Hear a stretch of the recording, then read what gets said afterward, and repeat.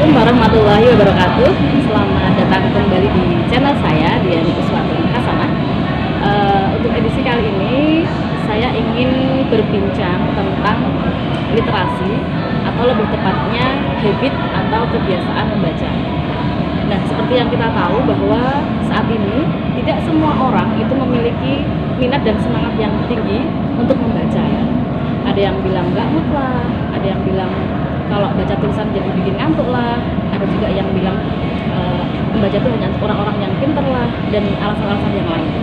Nah, maka dari itu di sini saya ingin memberikan tips atau semacam cara atau upaya bagaimana sih caranya supaya kita yang tadinya itu tidak punya semangat yang tinggi untuk membaca itu pada akhirnya jadi semangat dan termotivasi untuk membaca.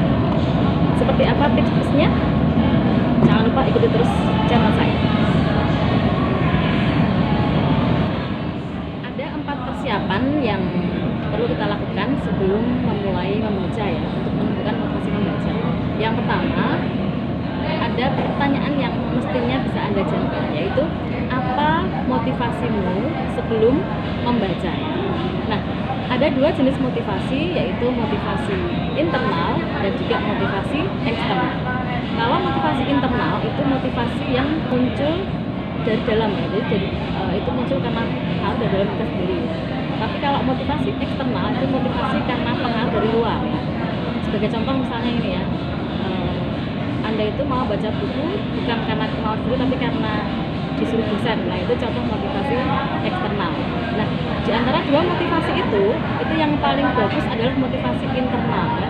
Karena memang itu benar-benar kita mau membaca karena pengaruh dari dalam kita sendiri ya, karena dorongan dari dalam hati kita sendiri, dari dalam diri kita sendiri ya.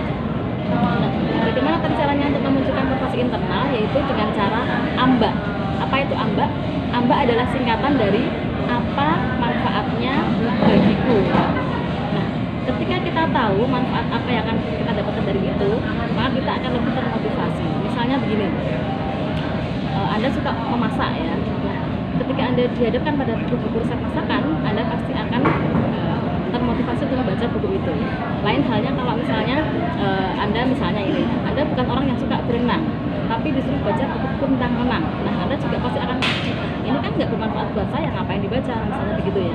Jadi ini penting ya, di awal dipertanyakan apa manfaatnya untuk saya, sehingga kita tahu kalau bermanfaat, maka kita pasti akan melakukannya dengan senang. Tahap persiapan yang kedua adalah bangun sugesti atau persepsi membaca ya.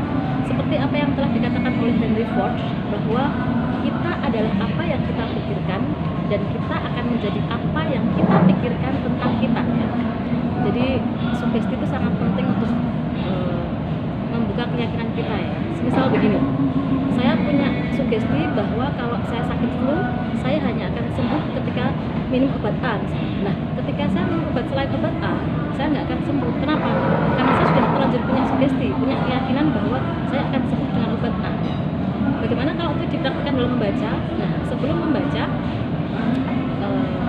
bangun sugesti yang positif tentang membaca ya. Misalnya begini, dengan membaca saya akan merasa bahagia, dengan membaca saya akan tambah ilmu yang bermanfaat, dengan membaca nutrisi otak saya juga akan semakin meningkat, ataupun sugesti positif yang lain ya. Itu bisa dibangun sebelum membaca, sehingga nantinya kita bisa ketika kita benar-benar membaca, kita akan bisa merasakan langsung manfaatnya, karena kita sudah punya keyakinan yang tadi ya, yang positif, yang baik tentang membaca. Tahapan yang ketiga adalah libatkan seluruh indera ketika membaca.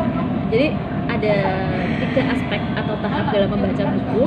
Yang pertama ada to think, yang kedua ada to feel, yang terakhir ada to act ya. Tahapan yang pertama, to think. To think berarti kita membaca, terus kita dapat pengetahuan baru, terus kita berpikir tentang pengetahuan baru itu namanya to think. Terus tahapan berikutnya yang lebih tinggi yaitu to feel. Jadi ketika kita membaca, kita juga ikut merasakan apa yang ada di buku itu ya.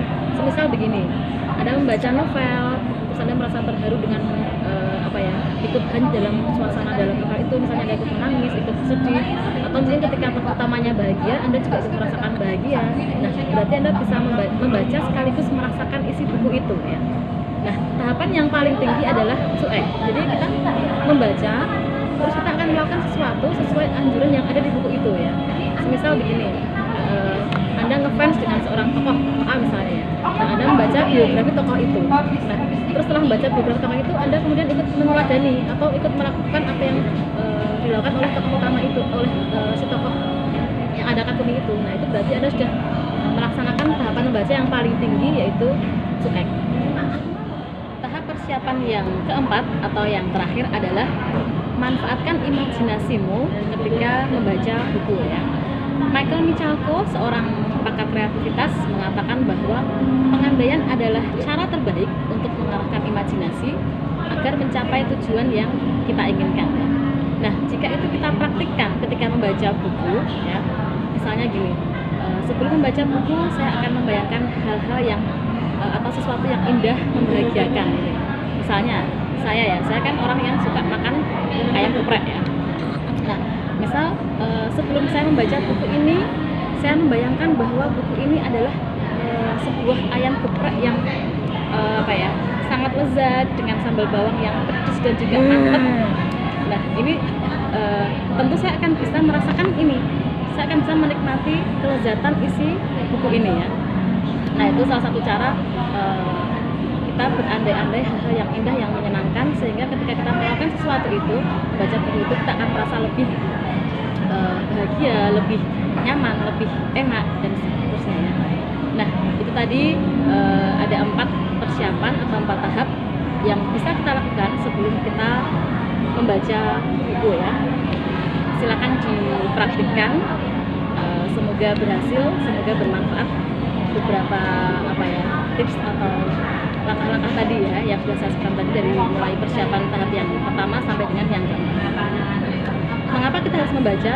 Karena semakin banyak kita membaca, kita akan semakin sadar bahwa kita sebenarnya tidak tahu apa-apa.